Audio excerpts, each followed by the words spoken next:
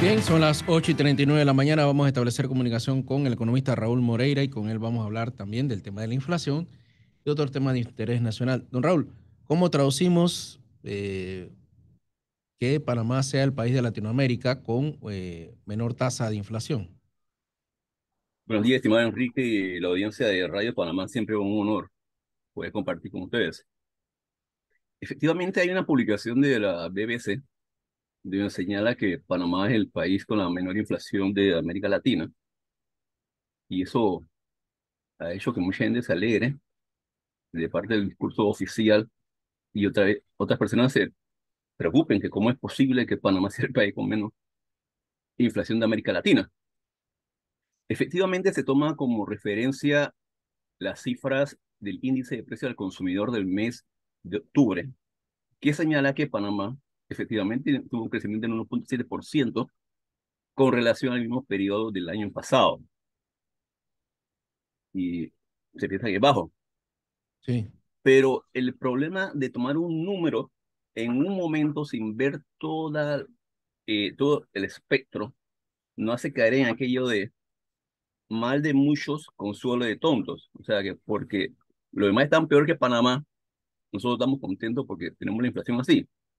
Ujú. Si hubiéramos tomado la medida que se tomó en octubre, por ejemplo, en junio, pues hemos visto que Panamá tenía en ese momento un índice de precio del 5,2%, un altísimo e histórico 5,2%. Y es que en nuestro país, si tomamos como referencia el mes de marzo del 2021, se dio inicio a una escalada de incrementos de precios en nuestro país que no ha parado. No ha parado. Cada mes hay un incremento que llegó hasta el 5,2 en junio. Ha disminuido el ritmo de crecimiento, pero sigue creciendo el índice de precio en Panamá. O sea, si nosotros medimos cuánto ha crecido los precios desde marzo del 2021 hasta noviembre, vemos que los precios se han incrementado en un 52%. En Sí.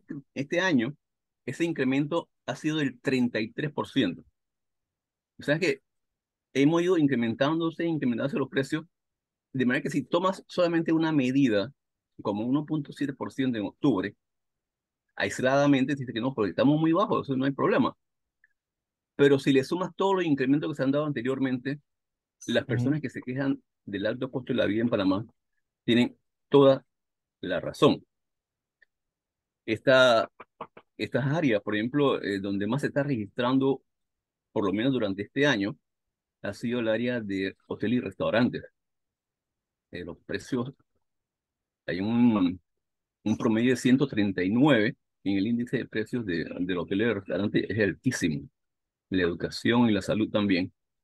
Entonces, eso explica para los que quedamos sorprendidos con esa inflación tan baja, de dónde salió ese número y que no refleja realmente la situación de la escalada de precios que se da en nuestro país. Otro tema también es, no sé si recuerdas una situación que se ha dado en nuestro país en el sentido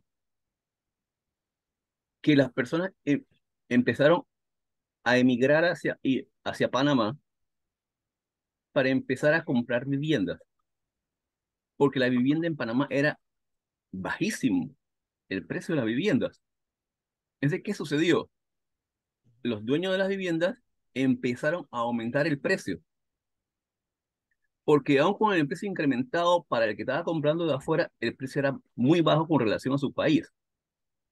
Pero para nosotros se dio un incremento de precios en los bienes inmobiliarios que hace muy difícil conseguir apartamentos para alquilar a precios realmente asequibles al nivel de ingresos de los panameños, porque los dueños estaban viendo el nivel de ingresos de los extranjeros que estaban comprando. Eso es algo que se deriva de estas situaciones, del atractivo nivel de precio para los extranjeros, pero que realmente para nosotros es alto. Oiga, y también ahora con este tema de Minera Panamá y el arbitraje por lo general. ¿Quién paga el arbitraje? ¿El que pierde, el que lo convoca?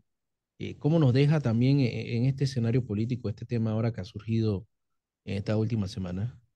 Normalmente cuando se da un arbitraje a nivel internacional, el que pierde paga las reclamaciones del que ganó.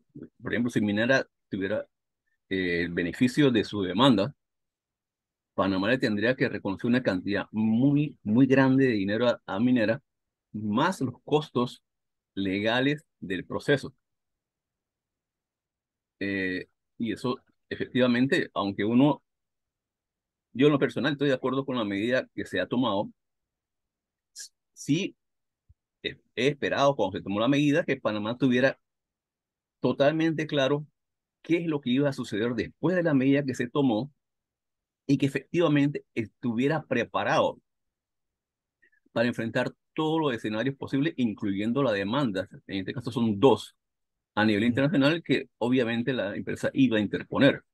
Así que yo, como panameño, espero que Panamá realmente, el gobierno panameño, esté preparado para enfrentar estas situaciones y que todas las reclamaciones legales por parte de la empresa sean enfrentadas eh, con justicia en el foro que sea.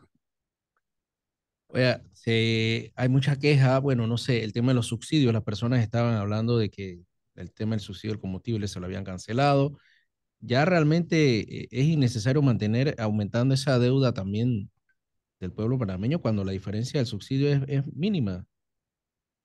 Es un tema muy complicado el asunto del subsidio al combustible, ya que desde el inicio se ha señalado, he señalado que este subsidio se está pagando básicamente con deuda, ya que el país no tiene capacidad de pagar de ingresos propios este subsidio al combustible.